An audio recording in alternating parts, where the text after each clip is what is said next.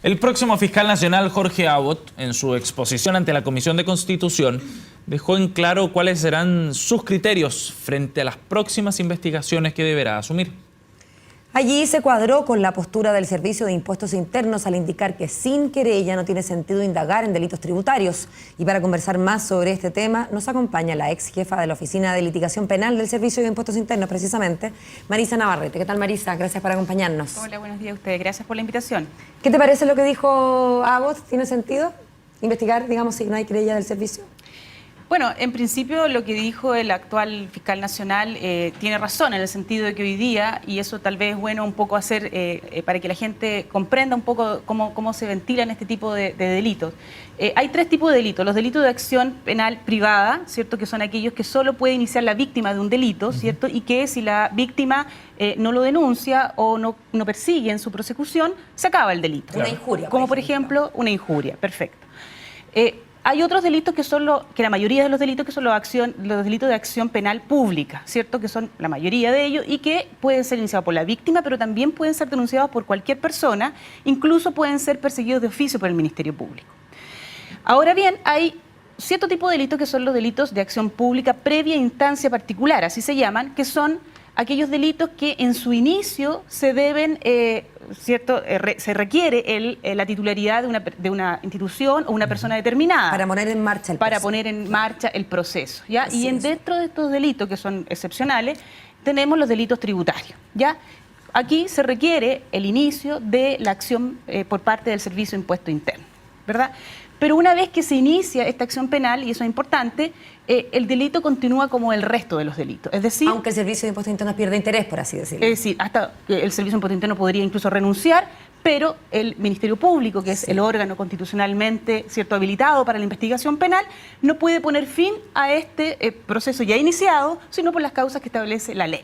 Eso es súper relevante que se comprenda para poder entender esto. Entonces, lo que dijo entonces el actual, el recién nombrado fiscal nacional, tiene razón en el sentido de que sin una acción penal del Servicio de Impuestos Internos no se pueden iniciar acciones. No se echa a andar esa máquina. Sin embargo, a mí me parece que ahí hay matices, por supuesto. Primero, tenemos que decir que lo que dijo el fiscal nacional no puede entenderse, o no podríamos entenderlo, relativo a los casos que actualmente están vigentes, porque, claro, primero, porque el mismo fiscal nacional en su exposición dijo que se iba a inhabilitar en estos casos, ¿verdad?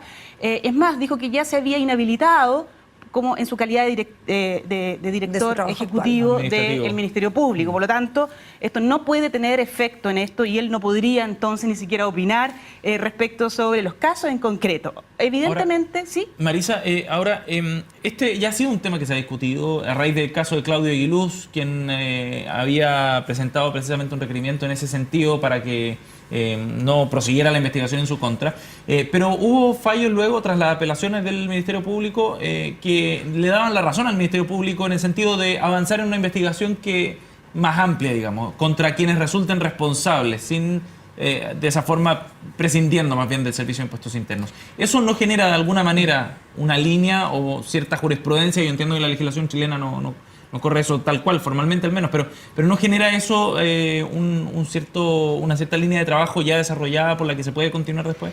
Bueno, efectivamente, si ya nos vamos al caso concreto de Penta Sokimich, nosotros podemos entender que el Servicio de Impuestos Internos ya dio inicio a la acción respecto de estos delitos. Lo que pasa es que lo que hizo fue hacerlo en forma genérica contra quien resulte responsable, claro. No es que no haya habido un puntapié inicial. Hizo y dio inicio a un puntapié inicial. ¿Y cuán amplias son estas acciones que hizo el servicio? Bueno, en definitiva lo va a determinar los tribunales de justicia, que son los que lo determinan.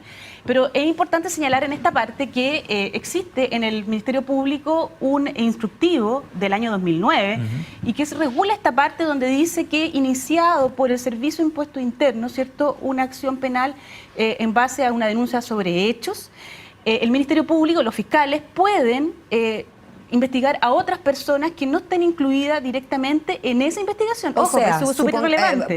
Pongamos un ejemplo concreto. Hay una investigación en contra de nosotros tres y no está incluido el otros que resulten responsables, sino que individualizadamente contra Marisa, Sebastián y Paola. Si en esa investigación la Fiscalía capta que Pepe, Juan y Diego también tienen algo que ver, puede seguir investigando esa arista o ese hilo, seguir tirándolo? Bueno, eso es precisamente lo que dice el oficio del Ministerio Público del año 2009. Sí. O sea, no estamos aquí hablando de criterios nuevos, ni distintos, no. Estamos hablando de lo que dice el oficio del Ministerio Público. Ahora, es correcto señalar, y eso es importante también que se sepa, cómo eran las acciones del Servicio de Impuesto Interno antes de, pongámosle esto, antes de las acciones del Servicio de Impuesto Interno eran, la mayoría o prácticamente todas, con la expresión contra los que resulten responsables. Eso significa, de criterio, entonces? Eso significa, primero, que obviamente el Ministerio Público no había esta duda, ¿cierto?, si es que no estaba incluida o no la persona con nombre y apellido. Un cheque en blanco. Porque, claro, porque si tú piensas cuál es el objetivo de la persona o la entidad que tiene a su cargo salvaguardar el delito tributario, obviamente es que se persiga el delito tributario, sin si no tiene ningún sentido, por supuesto. Y eso es lo que hizo siempre el Servicio de Impuesto Interno. Por lo tanto, hasta que aparece el año, a principio de año, que es un hito muy, muy importante de destacar, en enero del 2015, cuando aparece este pequeño atisbo, ¿cierto?, de Sokimich en Barner, ¿cierto?, específicamente unas boletas de Barner. Entonces, allí se pide en la querella del Servicio de Impuesto Interno, ¿cierto?, que se incaute la contabilidad de varios años. Sin embargo, por ya en lo irregular o lo poco común que hacía el servicio, limita con un escrito posterior, ¿cierto? El periodo dice, no, en realidad solo queremos del 2009.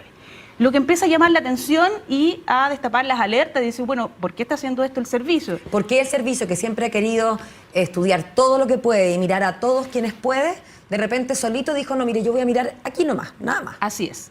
Entonces, bueno, y posteriormente van una serie de eventos desafortunados, por así llamarlo, donde podemos ver que el servicio empieza a limitar las querellas, ya le saca la frase contra los que resulten responsables, ya obviamente tratando de decir algo. Luego viene la segunda o tercera etapa donde introduce una cláusula específica donde dice, mire, la verdad es que contra los facilitadores todavía no nos vamos a querellar, lo vamos a hacer más adelante después, si es que lo estimamos pertinente.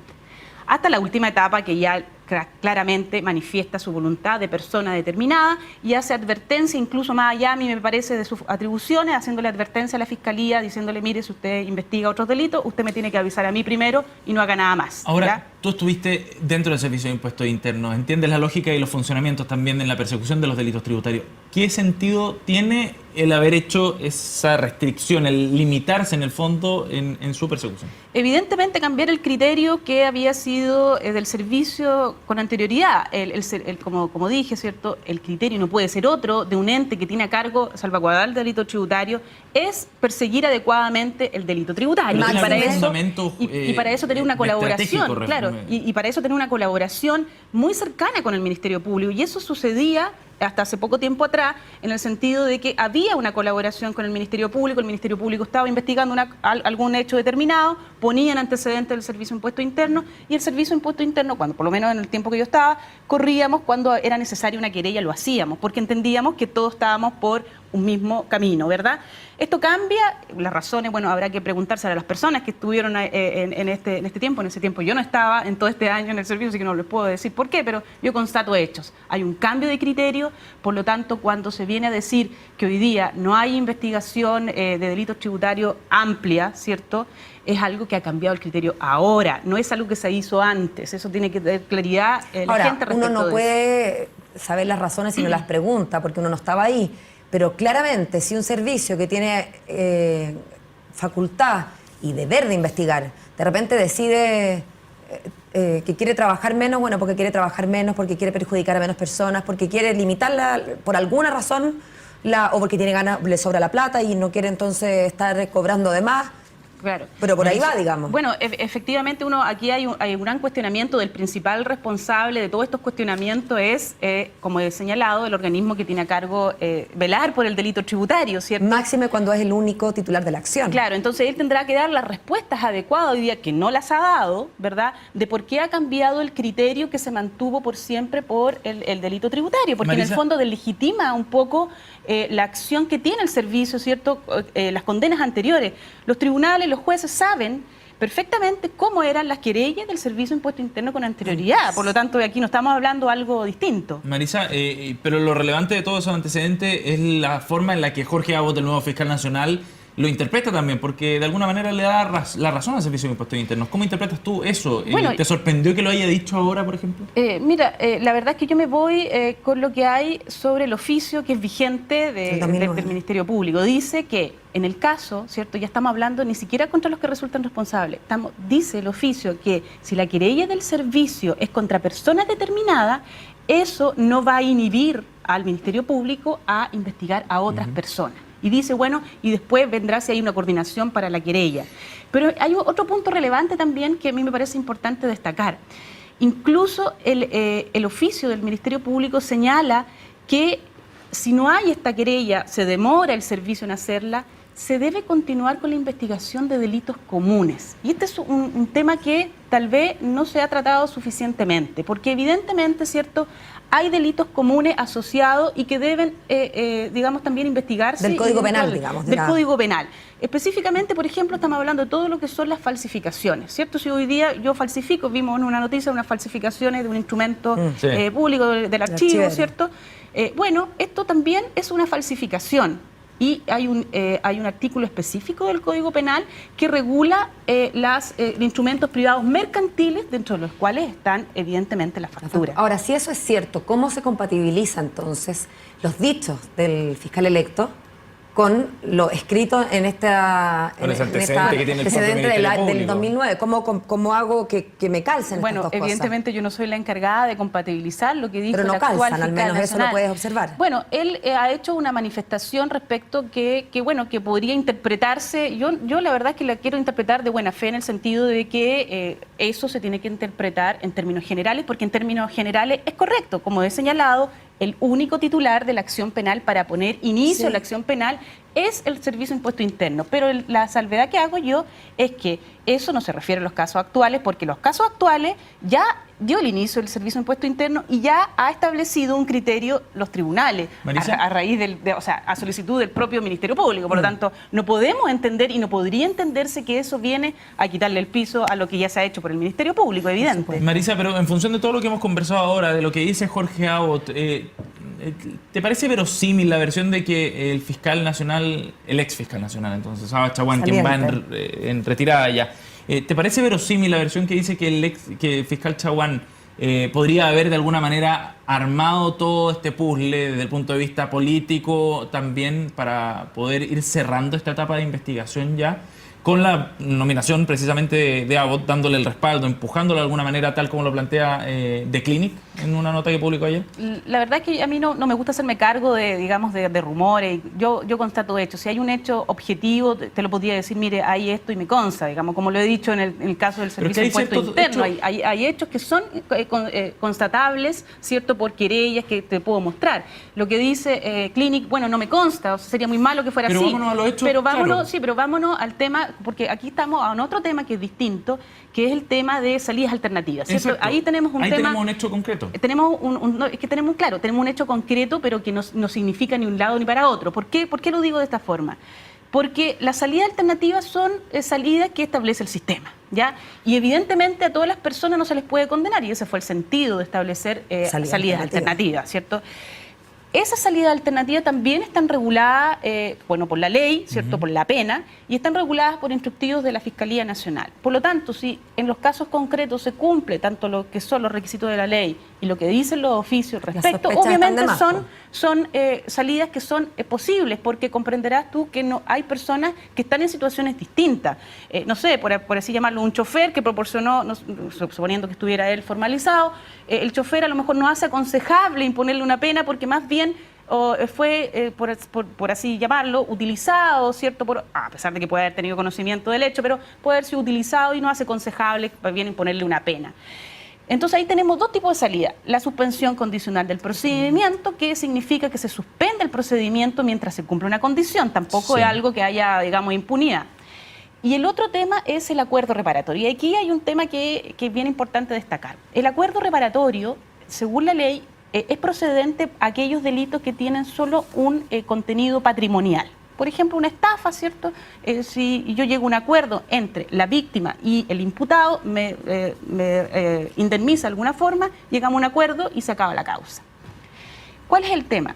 El tema es que respecto de los delitos tributarios, el propio Código Tributario autoriza el acuerdo reparatorio, ¿verdad? Lo autoriza. Lo autoriza expresamente. Expresamente. Sin embargo, hay fallo, hay voto de minoría, donde se ha señalado que en el caso concreto el delito tributario no ha afectado solo el patrimonio fiscal, La fe pública. sino que ha afectado otros bienes jurídicos. Y en ese Ahora, caso no podría caso, tener una... Claro, un a pesar de que es un acuerdo, por reparatorio. ejemplo, estamos hablando teóricamente, podría el Sí, sí. Servicio de Impuesto Interno llegar a un acuerdo reparatorio con algunos de los imputados por delito tributario. Sí puede, ¿ya? ¿Cuál es la posición del Ministerio Público? Bueno, tendrá que ver si en el caso concreto se va a oponer, ¿cierto? Porque aquí hay un interés preferente, primero, en la persecución penal, ¿cierto? Porque se han cometido delitos reiterados. Entonces uno pensaría que aquí, obviamente, por lo reiterado de la conducta, Marisa, no sería aconsejable, ¿sí? Marisa, pero uno entiende que las salidas alternativas son parte de las posibilidades dentro de un juicio, pero también uno entiende que ahora la apertura a la posibilidad de una salida alternativa por parte del Ministerio Público da de alguna manera un giro respecto a la actitud que había adoptado antes. Uno tenía la sensación de que estaban dispuestos a llegar hasta el fondo del asunto sin buscar esta salida alternativa y llegar hasta el final, en el fondo. Sí. Y eso marca algún giro desde el punto de vista discursivo, quizás. Es que yo no lo veo como que se haya dicho que aquí vamos a llegar a salida alternativa con todo. Se ha dicho que puntualmente en casos que habría que analizar, que no tengo claro, no se ha dicho eso. O sea, lo que hay que ver qué va a pasar con el caso de fondo, ¿cierto? Que vamos a ver si se va a llegar a salida, digamos, a condenas que son bajas, que obviamente todo el mundo quisiera que no fueran condenas bajas, porque, digámoslo, a ver, el cohecho tiene, sí, penas bajas, pero los delitos tributarios no tienen penas bajas. O sea, el Código Tributario, y hay muchos casos de personas que han sido condenadas a altas penas en delitos tributarios en este país y en el extranjero también, son delitos graves. Por lo tanto, yo no comparto esto de que el delito tributario tenga penas bajas. Y establece, como digo, elementos del Código Tributario para poder incluso aumentar la pena, que es la reiteración cuando se cometen más de un año. Por lo tanto, tal como se dijo o como dijimos cuando analizamos la formalización del caso Penta, dijimos que era pena que podía tener sobre 5 años y un día, y en este caso yo lo mantengo al menos, en el sentido de que efectivamente son penas que tienen 5 años y un día. Ahora, si eso se va a hacer real en un juicio, no lo sé, no lo sabemos, ¿verdad? Va a depender del criterio si el Ministerio Público puede hoy día, en los casos graves, decir, si acepta responsabilidad tal persona, vamos a ir a un procedimiento abreviado y obviamente cuando hay un procedimiento abreviado se evita un juicio oral y por esa sola razón la pena es menor, ¿cierto? O vamos a ir a un juicio oral con la pretensión de que sea condenado a una pena bastante mayor. Marisa, y ahí es un criterio del Ministerio Público. Y por último, ¿crees tú que el camino que tome esta investigación, si es que se opta por salidas alternativas, podría repercutir en el equipo de fiscales, por ejemplo, o que hubiese un quiebre dentro de la fiscalía con salidas, por ejemplo, de algunos fiscales? No, a mí me parece que obviamente es un tema que va a conversar el equipo. En eso consiste un equipo, en que todas estas decisiones, independientemente que las va a tomar el fiscal nacional, él ha decidido trabajar con un equipo. Y el trabajar con un equipo significa que tendrá que escuchar la opinión de su equipo para ver si es conveniente en un caso concreto y analizar caso a caso, que obviamente es un análisis que tienen que hacer en los hechos, en el fundamento, en la carpeta de investigación, en la conducta que ha tenido esa persona, si ha colaborado. Son esas cosas que obviamente se tienen en consideración para evaluar tanto una salida alternativa o un procedimiento abreviado. Marisa, gracias por habernos acompañado esta mañana. Gracias a Muy amable. ustedes. Muy buen Estén día. bien.